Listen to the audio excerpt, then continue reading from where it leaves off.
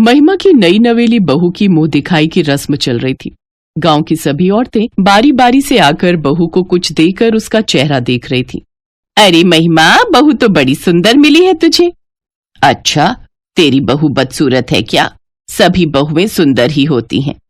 अरे ऐसा कहना पड़ता है, लेकिन सच कहूं तो मेरी बहू से भी ज्यादा सुंदर है तेरी बहू। महिमा अपनी बहू की तारीफ सुनकर खुश हो जाती है।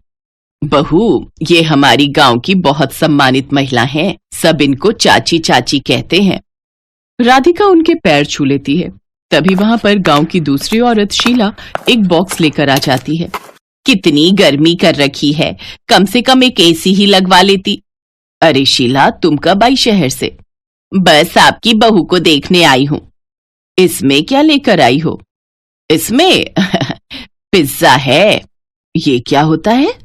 हाँ, आपको पिज्जा के बारे में नहीं पता? अरे कैसे पता होगा, पिज्जा गरीबों के लिए होता ही नहीं है, इसीलिए तो खास आपकी बहुरानी के लिए लेकर आई हूँ। ये लो, इससे पहले तो पिज्जा देखा तक नहीं होगा आप लोगों ने। मैं चलती हूँ, वरना यहाँ गर्मी में उबल कर मर जाऊंगी मैं। राधिका के हाथों में पिज्जा का बॉक्स रखकर महिमा वहां से चली जाती है। इसकी बातों को दिल पर मत लेना बहू, ये तो है ही चुड़ैल। राधिका अपनी सास से उस वक्त तो कुछ नहीं बोलती, पर रात में सुहाग रात के वक्त अपने पति से सारी बात बताती है। हम गरीबों की कोई इज्जत नहीं है क्या? अरे क्या हुआ? वो चुड़ैल हमारी बेइज्जती करके चली गई। माँ जी ने उसे कुछ भी नहीं कहा। हुआ क्या था? वो घमंडी औरत ये डब्बा देकर गई है। क्या है इसमें? इसमें पिज्जा है। इसी पिज्जा का घमंड दिखा रही थी वो। बोल रही थी तुमने तो आज तक पिज्जा देखा भी नहीं होगा। अरे छोड़ो ना, पैसे वाली औरतें होती ही घमंडी हैं। उसका घमंड जल्द ही चूर चूर करूंगी मैं।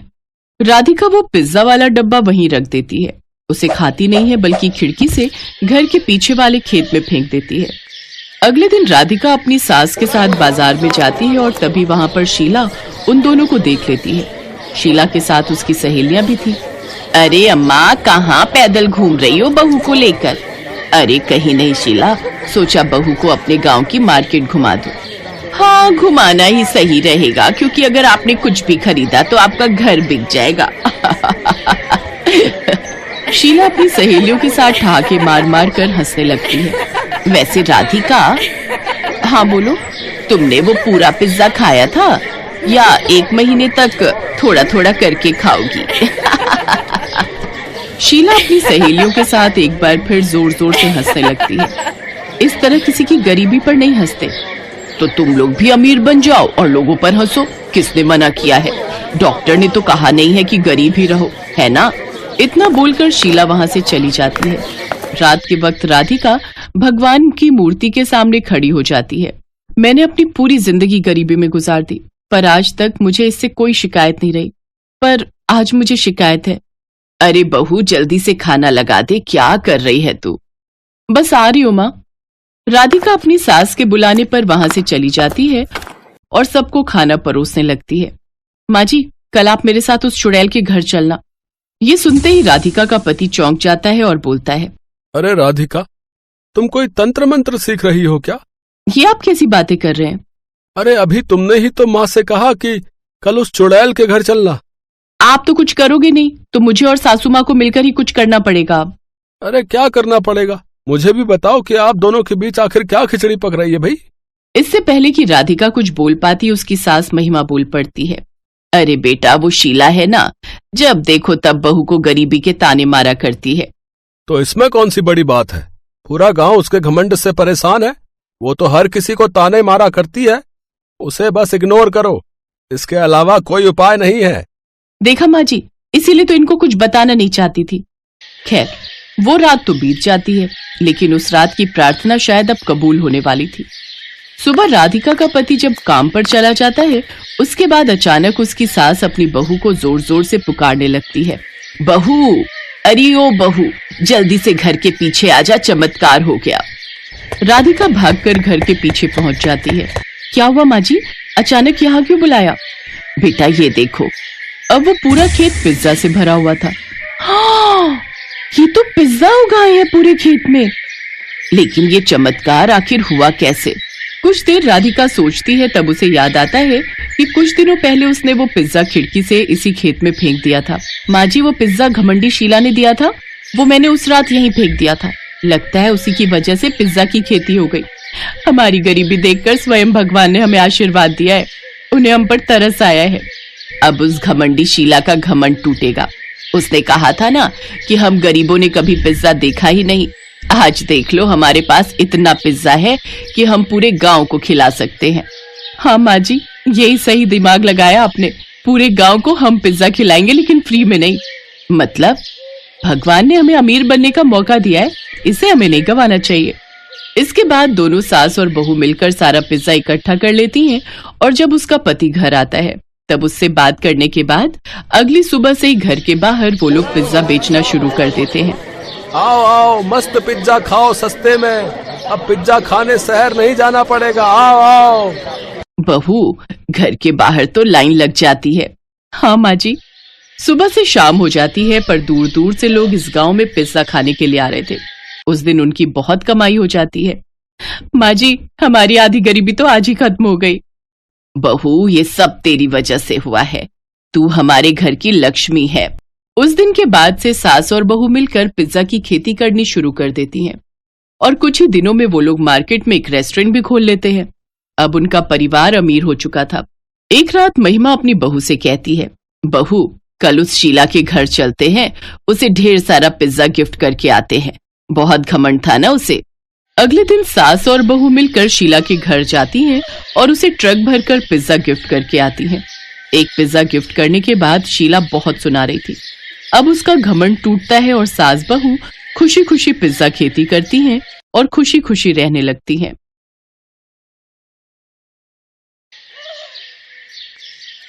जसमीत एक सरकारी कॉलेज में पढ़ती थी। उसके बाऊजी नरेंद्र एक कपड़ा मिल में नौकरी करते थे। जसमीत की मम्मी वर्षा घर के बराबर में ही एक होटल वाले को रोजाना के पराठे और रोटी बना कर देती थी। कुल मिलाकर घर का गुजारा हो रहा था। पर एक शाम, वर्षा, आज सुबह से ही सीने में बहुत दर्द हो रहा है, लगता है ज्यादा बढ़ रहा है। जसमीत, जल्दी आ, तेरे बाऊजी की तबीयत खराब हो रही है। बाऊजी, क्या हुआ? मैं ऑटो लेकर आती हूँ। जसमीत और वर्षा नरेंद्र को हॉस्पिटल लेकर जाती हैं। डॉक्टर नरेंद्र का ईसीजी करता है और उसमें कुछ कमियां आती हैं। अभी तो मैं कुछ दवाइयां लिख कर दे रहा हूँ। यदि इन्होंने ज्यादा अपने शरीर से काम लिया तो दिल की बीमारी भी हो सकती है और यकीनन आगे चलकर ये हानिकारक है। बाऊजी, अब आप कुछ दिन बिल्कुल काम पर नहीं जाओगे, बस घर पर आराम करोगे। पर जसमीत बेटा, अगर मैं काम पर नहीं गया तो मुझे तनख्वाह काट कर मिलेगी और मिल के मालिक मेरी जगह किसी और को नौकरी दे देंगे। पर बाऊजी, आपकी तबीयत भी ठीक नहीं रहती है। डॉक्टर ने आपको आराम करने के लिए बोला है। कुछ नहीं होगा बेटा, तू मेरी चिंता मत कर। वर्षा, मेरा रोटी का डिब्बा बांध दे, मैं चला जाता हूँ। पिछले 3 दिन से नहीं गया। इतनी छुट्टियाँ लेना मेरे लिए सही नहीं होगा। नरेंद्र काम पर चला जाता है। पर आओ नरेंद्र, इससे मिलो। ये नया वर्कर तुम्हारी जगह काम करेगा। वो ऐसा है कि मुझे पता चला है कि तुम्हारी तबीयत ठीक नहीं रहती है, इसलिए डॉक्टर ने तुम्हें बेड रेस्ट बोला है। हमारी मिल को तो ऐसे वर्कर की जरूरत होती है जो चुस्त हो, मेहनती हो और अच्छा काम कर सके। तुम्हारी तबीयत को देखकर मुझे नहीं लगता कि तुम ज्यादा दिन मेहनत के साथ काम कर पाओगे और अचानक भगवान न करे तुम्हें कुछ हो जाता है तो बात हमारे ऊपर भी आ सकती है। तो इसलिए मैं तुम्हारा हिसाब कर रहा हूँ, तो तुम कहीं और काम ढूंढ लो। पर सर जी, एकदम से मेरा काम छूट जाएगा तो मेरे लिए बहुत मुश्किल हो जाएगी। ऐसा न कीजिए सर जी। नरेंद्र, मैं अपने बिजनेस के साथ कोई रिस्क नहीं लेना चाहता। मुझे माफ करो। बाकी ये तुम्हारे 8 दिन के इस महीने के पैसे जो तुमने काम किया था, लो। नरेंद्र निराश होकर घर आ जाता है। वर्षा और जसमीत भी नरेंद्र से सारी बात जानकर बहुत दुखी होती हैं। नरेंद्र अब निराश और परेशान रहने लगा था। इसी कारण उसकी तबीयत और खराब रहने लगी। नरेंद्र ने चिंता में पूरी तरह बिस्तर पकड़ लिया। ये सब क्या हो गया? भगवान, ये कैसा दुखों का पहाड़ टूट गया है हमारे घर पर। मम्मी, चुप हो जाओ, प्लीज मत रो। आप ही तो मेरी और बाऊजी की हिम्मत हो। वर्षा, मेरे कारण तुम दोनों भी परेशान हो रही हो। मेरी बीमारी ने तुम्हें भी पैसों के लिए मोहताज कर दिया है।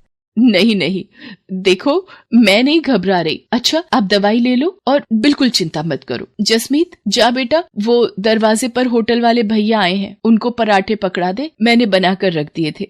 भैया, अगर 2 टाइम के भी बनवाने हो तो बता देना, मैं बना दिया करूंगी। ठीक है बहन जी, मैं मालिक को बोल दूंगा। अभी तो सिर्फ दोपहर के लिए ही बोले हैं। मम्मी, आप घर का काम, पापा की देखभाल इतना थक जाते हो, फिर 2 टाइम के होटल की रोटी और पराठे कैसे बना पाओगे? मैं कॉलेज से कुछ दिन की छुट्टी ले लेती हूँ, आपको हेल्प हो जाएगी मम्मी।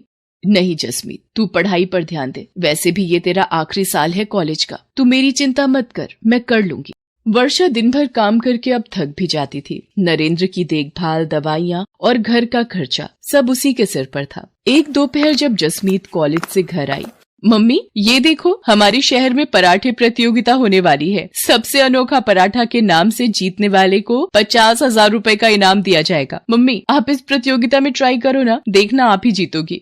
जसमीत क्या बच्चों सी बातें कर रही है, मैं और प्रतियोगिता में भाग? नहीं बेटा। पर मम्मी, इस प्रतियोगिता में भाग लेने में हर्जी क्या है? ट्राई तो करो, हो सकता है आपके बनाए हुए पराठे बहुत ही पसंद आए और आप इस सबसे अनोखा पराठा प्रतियोगिता को जीत जाओ। देखो, अगर आप जीत गए तो 50,000 रुपए से बहुत कुछ कर सकते हो। मम्मी प्लीज मम्मी, आप मेरे लिए एक बार इस प्रतियोगिता में भाग लो तो सही। मैं आपका फॉर्म भर रही हूँ, आपको इस प्रतियोगिता में भाग लेना ही होगा। वर्षा, अगर जसमीत का मन है तो तुम प्रतियोगिता में भाग ले लो। जसमीत सही कह रही है। हो सकता है कि तुम प्रतियोगिता में जीत जाओ। जीतना हारना तो भगवान के हाथों में होता है, पर बिना भाग लिए हार मान लेना ये भी तो सही नहीं है ना। तुम्हें अपने हुनर को दिखाना चाहिए, छिपाना नहीं। ठीक है, अगर तुम दोनों कहते हो तो मैं इस प्रतियोगिता में भाग ले लेती हूँ। ये हुई ना बात मम्मी। पर आप कौन सा पराठा बनाओगे जिससे आप ये प्रतियोगिता जीत जाओ? ये सोचना पड़ेगा। एक्सक्यूज मी मैम, आपका पिज्जा ऑर्डर था इस पते पर? भैया वो सेम एड्रेस हमारी पीछे वाली गली में है, वहाँ का ऑर्डर होगा। हमारी बैक साइड के घर का भी यही पता है। पिज्जा का नाम सुनकर तो मम्मी मेरे मुंह में पानी आ गया। गलती से वो डिलीवरी करने वाला भैया हमारे घर पर आ गया था। मम्मी क्या आप पराठे को पिज्जा का लुक दे सकते हो? एक नए तरीके का पराठा? कोशिश कर सकती हूँ, तू मुझे पिज्जा में लगाने वाला सामान ला दे। जसमीत वर्षा को सारा सामान लाकर दे देती है। वर्षा अपनी मेहनत और कोशिश से एक पिज्जा पराठा बनाती है। मम्मी ये पिज्जा पराठा तो बहुत ही टेस्टी बना है और देखने में भी कितना सुंदर लग रहा है। मम्मी क्यों ना आप यही पिज्जा पराठा सबसे अनोखा पराठा प्रतियोगिता के लिए बनाओ। जसमीत की बात मानकर वर्षा प्रतियोगिता में पिज्जा पराठा बनाती है। प्रतियोगिता में बहुत से लोगों ने हिस्सेदारी की थी, पर वर्षा के हाथ का बना पिज्जा पराठा देखकर जज करने वाले शेफ बहुत ही चकित रह जाते हैं।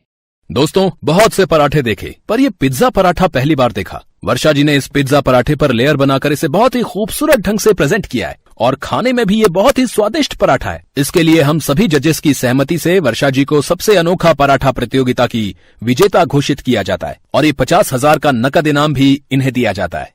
रोहित, एक अनाउंसमेंट मुझे भी करनी है। वर्षा जी ने जिस तरह आज पिज्जा पराठा एक नए तरीके से यहाँ पर प्रस्तुत किया, ये देखकर मुझे काफी प्रसन्नता हुई है। मैं चाहता हूँ वर्षा जी मेरे साथ मेरे अपने कुकिंग टीवी शो में हिस्सा लें और मेरे शो का हिस्सा बने। इसी के साथ तालियों की गड़गड़ाहट के बीच वर्षा की आंखों में खुशी के आंसू आ जाते हैं। वो अपनी बेटी जसमीत को गले से लगा लेती है।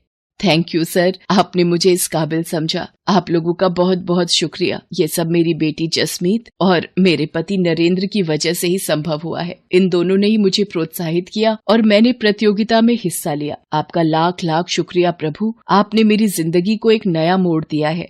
Love you mummy. मेहनत और लगन से व्यक्ति अपने जीवन में बहुत कुछ हासिल कर सकता है और यही वर्षा ने कर दिखाया।